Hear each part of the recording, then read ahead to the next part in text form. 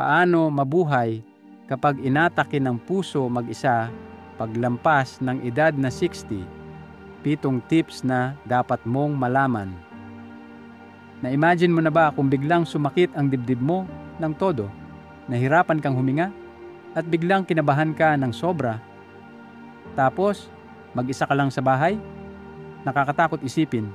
Pero ito ang realidad ng maraming seniors.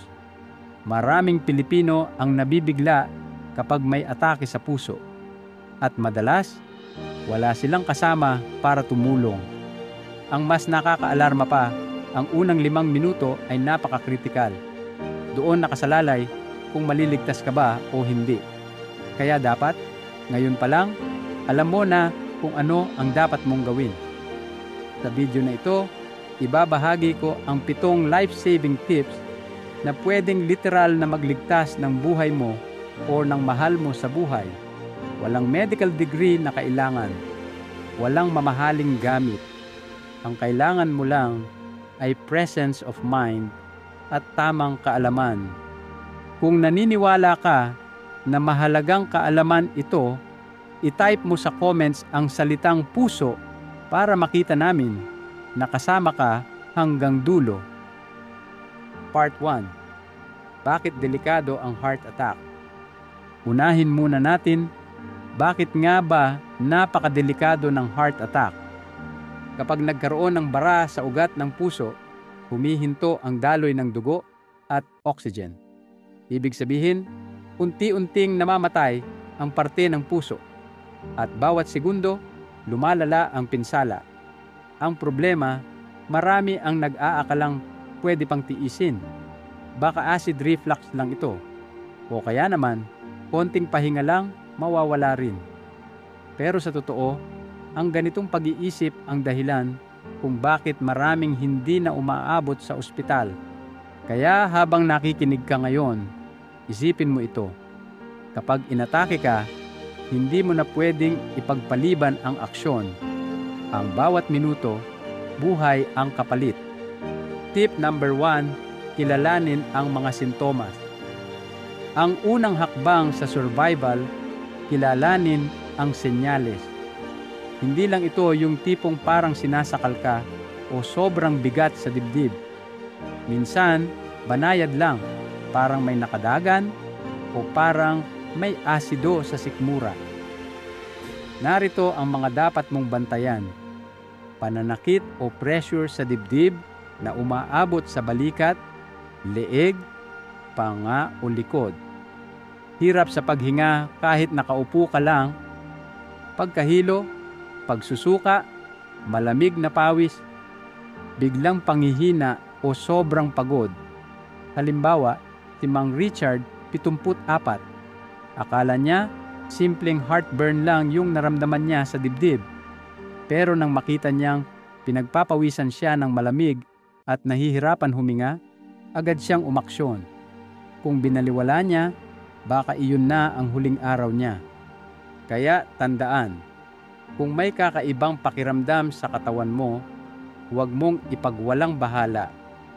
Mas mabuti nang mag-ingat kaysa magsisi. Tip number 2, tumawag agad sa emergency. Kapag may hinala ka na, huwag nang magpatumpik-tumpik. Tumawag agad sa Siyam 11 o sa emergency hotline.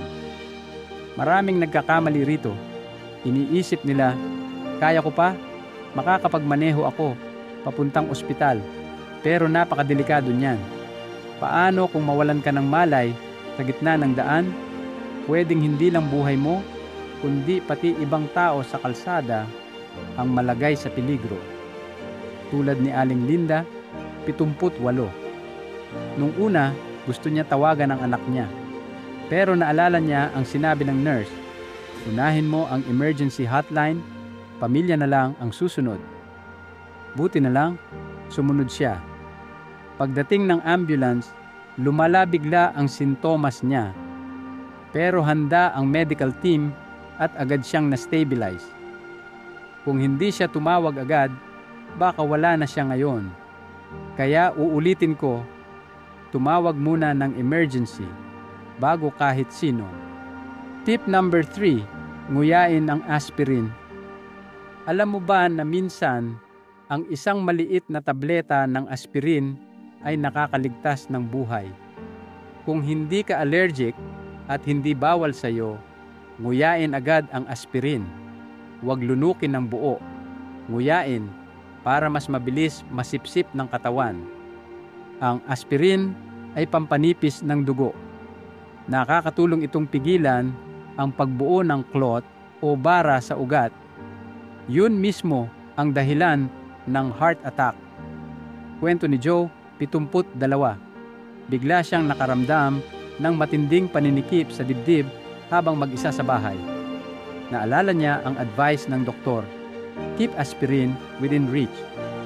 Kaya kinuha niya agad, ginunguya habang hinihintay ang paramedic. Ayon sa cardiologist niya, iyon ang dahilan kung bakit hindi lumala ang damage sa puso niya. Kaya kung ikaw ay senior, siguraduhin mong may nakaabang na aspirin sa bag, sa kwarto, at kahit sa kusina. Maliit na bagay, pero napakalaking tulong. Tip number 4, umupo o humiga agad. Pagkatapos tumawag at uminom ng aspirin, umupo o humiga ka agad. Maraming Pinoy ang may mindset na ayusin ko muna ang gamit. Linisin ko muna bago dumating ang ambulance. Pero delikado iyon. Ang bawat kilos, dagdag trabaho sa puso. Mas safe kung uupo ka ng nakasandal, nakarelax ang katawan, at steady ang paghinga. Kung nahihilo ka, humiga ka sa tagiliran para hindi ka mahirapan huminga. Tandaan ang kwento ni Aling Alice. Naramdaman niyang naninikip ang dibdib niya habang nasa kusina. Ang instinct niya ay tapusin muna ang ginagawa. Pero naalala niya ang bilin ng doktor. Kung puso ang problema, tumigil ka muna. Kaya naupo siya agad at doon siya nakaligtas. Tip number 5, i-unlock ang pinto. Kung may lakas ka pa, i-unlock ang pinto. Bakit? Para hindi na ma-delay ang responders sa pagpasok. Oo, trained silang sirain ang pinto kung kailangan. Pero isipin mo, bawat segundo ay mahalaga. Yung 1 minuto na matitipid nila, pwedeng maging dahilan kung bakit aabot ka pa sa ospital. Si Paul, 76, naisip ito agad. Habang hinihintay ang tulong, binuksan niya ang pinto. Sabi ng paramedics, nakatipid sila ng halos kalahating minuto dahil hindi na nila kinailangang maghanap ng paraan makapasok. At sa mga ganitong sitwasyon, kalahating minuto ay napakalaki. Tip number 6, gamitin ang phone speaker at medical ID.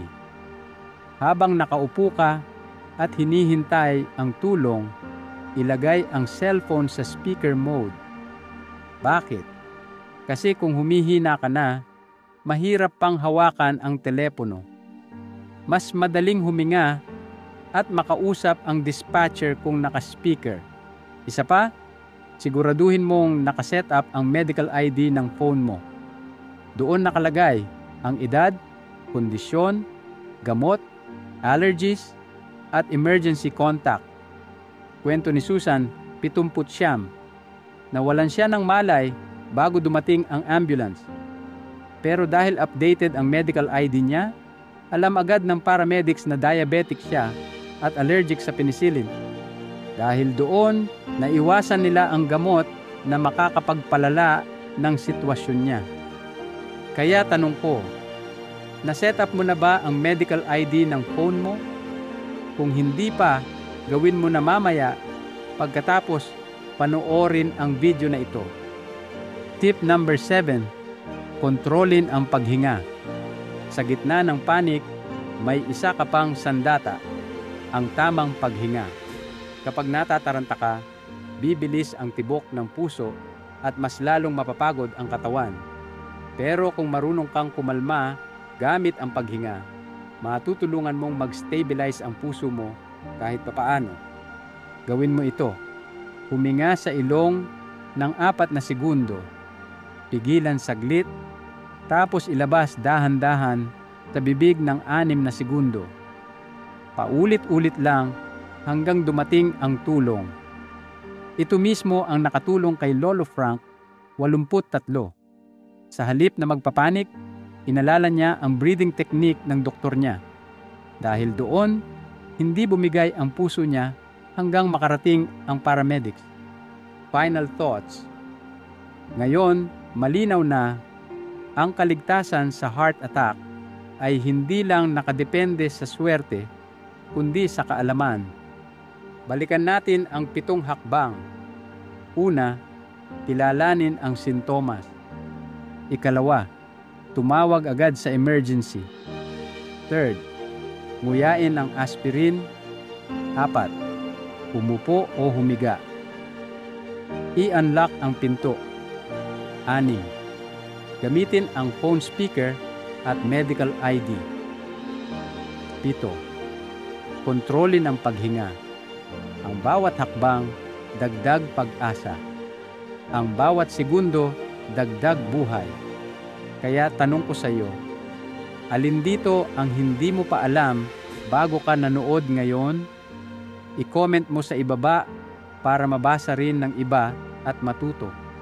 At kung may mahal ka sa buhay na senior, i-share mo ang video na ito. Dahil hindi lang ito tungkol sa iyo, baka ito rin ang magligtas ng buhay nila. Maraming salamat sa panonood. Ingatan palagi ang inyong puso at magkita-kita ulit tayo sa susunod na video. Maraming salamat po sa inyong panonood. Sana ay may napulot kayong aral at inspirasyon. Huwag kalimutang mag-subscribe at samahan kami muli sa susunod na video.